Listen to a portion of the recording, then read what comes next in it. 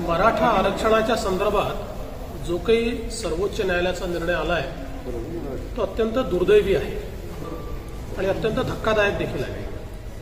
मुळातच आपण जर हा संपूर्ण निर्णय बघितला तर या निर्णयामध्ये 50% वरचं जे आरक्षण देण्यात आलेलं आहे या संदर्भात एक्स्ट्राऑर्डिनरी सर्कमस्टान्सेसच्या संदर्भातला जो कमेंट करण्यात आलेला आहे तर मुळात तमिळनाडूची परिस्थिती याच्यापेक्षा काय वेगळी होती।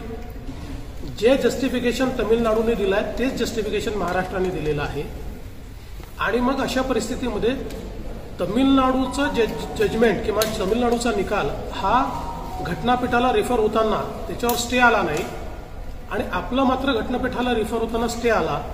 मला असं वाटतं की कुठेतरी हा संपूर्ण परिस्थिती तमिळनाडूची आणि आमची सारखी आहे हे मांडण्यामध्ये आपण कमी पडलो का याचा विचार झाला पाहिजे। आणि आता सगळ्यात महत्त्वाचं हे आहे की तात्काळ आपण माननीय सरन्यायाधीश महोदयांकडे ॲप्लिकेशन करून हा जो काही घटनापीठ आहे, हा जो कॉन्स्टिट्यूशन बेंच आहे हा तयार करून घेतला पाहिजे आणि त्याच्यासमोर जाऊन त्यांना विनंती केली पाहिजे की ज्या प्रकारे तमिळनाडूमध्ये तुम्ही स्टे दिलेला नाही तर इथे स्टे काढा, एकत्रितपणे सगळ्यांची सुनावणी करा। मला असं वाटतं हेच आता याच्यामध्ये करता येईल। पण केंद्र सरकार यामध्ये काही लक्ष घालू शकतं का? कारण राज्याची भूमिका झाली आणि वारंवार मुद्दा येतो 10% आरक्षणाचा केंद्राचा। मुळामध्ये हा राज्याचा कायदा आहे त्यामुळे केंद्र सरकारचा या खटल्याशी कुठलाही संबंध नाही। केंद्र सरकार याच्यामध्ये पार्टी नव्हतं। मला माहिती आहे की आत्ता जे आमच्या इथे आपल्या इथे सत्ता पक्ष आहे त्याला काही झालं की केंद्र सरकारच दिसतो आणि केंद्र सरकारनेच केलं पाहिजे आणि जे झालं नाही ते केंद्र सरकारमुळे झालं नाही असं ते म्हणत असतात। म्हणून अतिशय स्पष्टपणे सांगतो की या खटल्यामध्ये केंद्र सरकार पार्टी नव्हता आणि 102 आणि 103व्या अमेंडमेंट नंतर केंद्र सरकारला पार्टी करून घेणं हेही धोकादायक झालं असतं कारण ते आपल्या विरोधात गेलं असतं। आणि म्हणून मला असं वाटतं की केंद्र सरकार पार्टी नसल्यामुळे केंद्र सरकारचा काही याच्याशी संबंध नाही आहे, हा राज्याचा कायदा आहे आणि त्यामुळे राज्यालाच याच्या संदर्भातली सगळी जी काही डिफेन्स मेकॅनिझम आहे ते मांडावं लागणार आहे। की हा तात्पुरता स्टे आहे म्हणून। आणि दुसरा मुद्दा की हायकोर्टामध्ये ज्या वकिलांनी बाजू मांडली आपल्या कालावधीमध्ये तेच वकील या ठिकाणी दिले होते। दोन गोष्टी यातल्या महत्वाच्या आहेत की ही स्थगिती आता 3 न्यायाधीशांच्या खंडपीठाने दिली आहे त्यामुळे जोपर्यंत 5 न्यायाधीशांचं खंडपीठ म्हणजे घटनापीठ जोपर्यंत ही स्थगिती काढत नाही तोपर्यंत ही स्थगिती कायम राहणार आहे। त्यामुळे आता याला टेम्पररी म्हणायचं परमनंट म्हणायचं या वादात न पडता एक सिच्युएशन या ठिकाणी निश्चित तयार झाली आहे। दुसरी महत्वाची गोष्ट यातली अशी आहे की वकील सगळेच तिथे महाराष्ट्र सरकारचे असतील किंवा आपल्या काही मराठा समाज याचिकाकर्त्यांनी सगळे मोठे वकील होते। प्रश्न त्या वकिलांचा नसतो, प्रश्न आपल्याकडनं फिडिंग आपण काय देतो सातत्याने त्या संदर्भातली शेवटी हा जो काही त्या ठिकाणी म्हणजे शब्द चुकीचा आपण जो खेळ त्या ठिकाणी चालतो तो अतिशय त्या क्षणाला निर्णय घेण्याचा असतो आणि त्यामुळे त्याची खूप बृहत स्ट्रॅटेजी तयार करून जसं आम्ही उच्च न्यायालयामध्ये प्रचंड त्या ठिकाणी स्ट्रॅटेजी तयार करून म्हणजे मी स्वतः मुख्यमंत्री होतो दर 5 मिनिटाला त्या ठिकाणी लाईव्ह माझं चालू असायचं तिथे काय चाललंय काय निर्णय घ्यायचा आहे। त्यामुळे हा थोडा अलर्टनेस देखील त्या ठिकाणी हवा असतो। मला असं वाटतं की आता यातनं थोडंसं आपण बोध घेतला पाहिजे आणि अधिक गांभीर्याने आम्ही घटनापीठाकडे लवकर कसं जाऊ शकतो याचा प्रयत्न केला।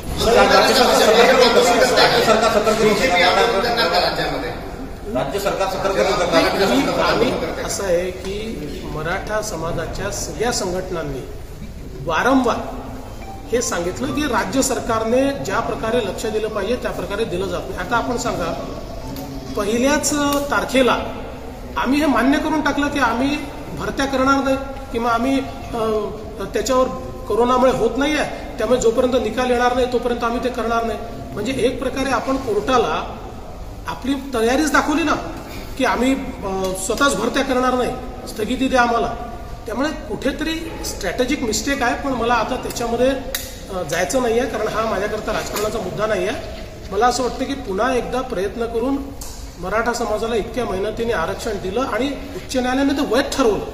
बघा इतर कुठलंही आरक्षण उच्च न्यायालयात वैध ठरलेलं नाही, मराठा आरक्षण हे उच्च न्यायालयाने वैध ठरवलेलं आहे अशा परिस्थितीमध्ये आपल्याला याच्यामध्ये आता मार्ग काढला पाहिजे आणि हे आरक्षण पुन्हा कसं देतायला प्रयत्न केला पाहिजे. सर, याच्यामध्ये सर्वोच्च न्यायालयाने एक चांगली टिप्पणी केली आहे. त्या टिप्पणीमध्ये म्हटलं आहे की जे सरकारने हे आरक्षण दिलं आहे, मागासवर्गीयांचा आधार त्यामध्ये लावला आहे, तो आधार योग्य नाही. कारण 30% जास्त मराठा महाराष्ट्रामध्ये राहतात आणि ते सर्व प्रगल्भ आहे असंही यामध्ये नमूद केलं आहे.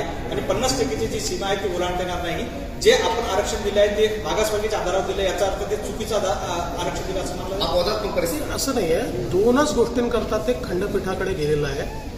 एक 102व्या अमेंडमेंटचा असर काय आहे, म्हणजे लेजिस्लेटिव्ह कॉम्पिटन्स आहे का महाराष्ट्राच्या लेजिस्लेचरला हा कॉम्पिटन्स आहे का 102व्या अमेंडमेंट नंतर, या आधारावर तो गेलेला आहे. तर त्याच्यावर आपण ऑलरेडी हायकोर्टाने मान्य केलेलं, कारण आपण हायकोर्टाला सांगितलं होतं की आमचा मूळ कायदा हा त्याच्या आधीचा असल्यामुळे आम्हाला हे लागू होत नाही, जे हायकोर्टाने मान्य केलं आहे तेच आता घटनापीठाकडे गेलं आहे. आणि दुसरं 50%च्या वरच्यावर गेलं आहे, ज्याच्यावर मी मगाशीच सांगितलं की 50%च्या वरच्यावर जे लॉजिक आता इथे लागत आहे ते तमिळनाडूला का लागलं नाही, काय परिस्थिती बदलली आहे. कारण आपण तमिळनाडूचा अभ्यास करूनच हे केलेला आहे. म्हणून कुठेतरी दोन वेगवेगळ्या पद्धती या झालेल्या आहेत. ते कुठेतरी आपण न्यायालयाला समजावू शकलो नाही किंवा न्यायालयाने ते लक्षात घेतलेलं नाही, ते आता लक्षात आणून द्यावं लागेल. महाराष्ट्र सरकार यामध्ये कमी पडलं आहे. उद्धव ठाकरे यांनी आपल्यावर आरोप केलेले थेट पुस्तकाच्या माध्यमातून मुख्यमंत्रीपद त्यांना मिळालं नाही. असं आहे की माझ्यामध्ये फार पेशन्स आहे आणि मी घरची धुणी रस्त्यावर कधीच धुत नाही. खडसे साहेब आमचे ज्येष्ठ नेते आहेत, त्यामुळे मी काही त्यांच्यावर टीकाही करणार नाही, टिप्पणी करणार नाही. केवळ एक गोष्ट निश्चितपणे सांगतो की ते जे सातत्याने मनीष भंगाळेचं प्रकरण सांगतात, मनीष भंगाळेच्या प्रकरणामध्ये खडसे साहेबांना राजीनामा द्यावा लागला नाही. उलट भंगाळेंनी त्यांच्यावर आरोप लावल्यानंतर मी स्वतः एडीजी ATSची कमिटी तयार करून 12 तासात त्यांना रिपोर्ट द्यायला लावला. 12 तासामध्ये खडसे साहेबांना त्याच्यामध्ये क्लीन चिट मिळाली 12 तासात, आणि भंगाळेला उचलून जेलमध्ये टाकलं. कित्येक दिवस भंगाळे जेलमध्ये होता. त्यामुळे त्या प्रकरणामध्ये कुठेही त्यांना राजीनामा द्यावा लागलेला नाही. अर्थात त्या क्लीन चिटलाही ते लॉन्ड्रीतली क्लीन चिट का काय ड्राय क्लिनरची क्लीन चिट म्हणत असतील तर मला माहिती नाही. त्यांना जो राजीनामा द्यावा लागला तो MIDCच्या प्रकरणामध्ये त्यांच्या कुटुंबांनी MIDCची जमीन घेतली आणि त्यांनी स्वतः त्याची बैठक घेतली आणि त्याचं कम्पेन्सेशन घेण्याचा प्रयत्न केला, असा आरोप त्यांच्यावर आला. आणि त्या आरोपामुळे त्यांना तो राजीनामा द्यावा लागला. त्यावेळी मी स्वतः त्याच्यावर जजची कमिटी तयार केली. त्यांनी स्वतः मागणी केली होती. हायकोर्ट जजची कमिटी तयार झाल्यानंतर त्याचा रिपोर्ट हा आमच्याकडे आला, परंतु त्याच्या आधी काही लोक हायकोर्टमध्ये गेले आणि माननीय उच्च न्यायालयाने नाथाभाऊंवर भ्रष्टाचार प्रतिबंधक कायद्याखाली गुन्हा दाखल करा असा निर्णय दिला. त्यामुळे तो काही गुन्हा मी दाखल केला किंवा आकाशापोटी दाखल झाला असं नाही आहे.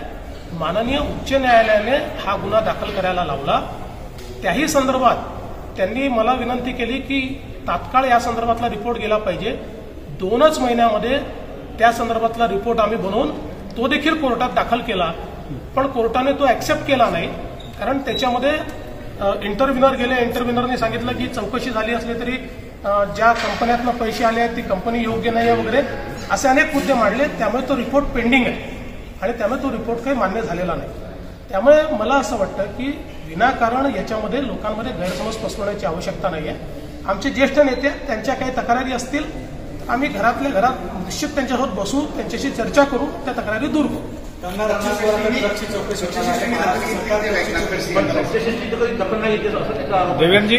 देवेंद्रजी पक्षश्रेष्ठी देखील त्यांच्या कधी आरोपाला दखल घेतली नाही. याचं कारण आहे की पक्षश्रेष्ठींना सगळी वस्तुस्थिती माहिती आहे. बंगाळी प्रकरणात काय झालं माहिती आहे, MIDCच्या प्रकरणात काय झालं माहिती आहे. जो रिपोर्ट MIDCचा आलेला आहे, आता असं आहे की तो प्रिव्हिलेज आहे म्हणून मी त्या रिपोर्टच्या संदर्भात काही सांगणार नाही. पण त्याच्या आधीच ऑलरेडी हायकोर्टाने त्या संदर्भात त्यांच्यावर गुन्हा दाखल करा असं सांगितलं असल्यामुळे त्या रिपोर्टला विधानसभेत आणता आलं नाही. अर्थात तो आणला तर त्यात काय आहे हे सगळ्यांच्या लक्षात येईलच. कंगना रनावतला ड्रग्सची चौकशी करणार आहे असंही आता एक आदेश दिला आहे.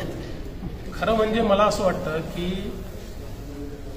या सरकारला असं वाटतंय की आता कोरोनाशी लढाई संपली आहे आणि फक्त कंगनाशी लढाई बाकी आहे आणि अख्खं सरकारी तंत्र हे कंगनाशी लढाईमध्ये त्या ठिकाणी पूर्णपणे गुंतलेलं आहे.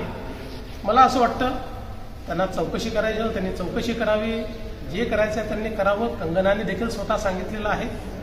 पण कुठेतरी सिरियसली कोरोनाकडे लक्ष द्या ना. जेवढं तुम्ही तत्परतेनं कंगनाची इन्क्वायरी करू, कंगनाचं तोडू, कंगनाचं हे करू, त्यापेक्षा जास्त आज लक्ष देण्याची कोरोनाकडे आवश्यकता आहे.